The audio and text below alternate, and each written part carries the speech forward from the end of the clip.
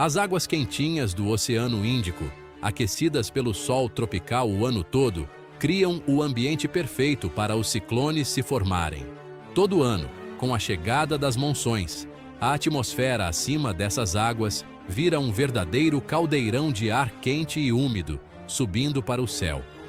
Esse movimento para cima cria uma área de baixa pressão aqui embaixo, atraindo ainda mais ar úmido e alimentando o crescimento das tempestades. E assim, como um peão girando cada vez mais rápido, um ciclone toma forma, impulsionado pelas forças da natureza.